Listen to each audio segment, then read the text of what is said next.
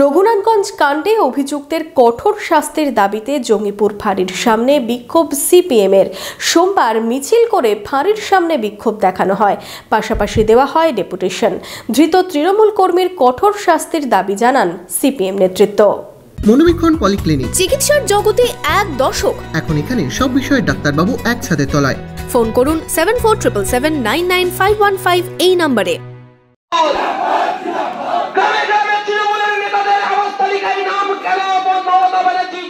রঘুনাথগঞ্জে আবাসকাণ্ডে প্রৌঢ় খুনের ঘটনায় সমস্ত অপরাধীদের গ্রেপ্তার ও দৃষ্টান্তমূলক শাস্তির দাবিতে জঙ্গিপুর টাউন আউটপোস্টে বিক্ষোভ সিপিএমের।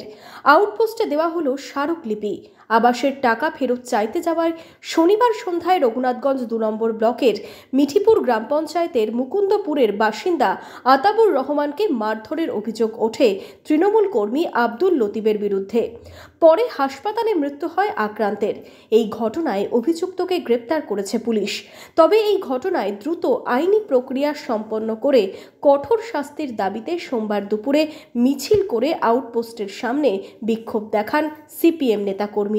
শুধু আমাদের দাবি নয়, পরিবারের দাবি, যারা দোষী তাদের শাস্তি হোক। মূল দোষী একজন অ্যারেস্ট হয়েছে, পরিবারের ওপর এখন হুমকি চলছে। 5-6 জনের নামে অভিযোগ আছে যারা পরিবারটাকে হুমকি দিচ্ছে, টাকার প্রলোভন দেখাচ্ছে।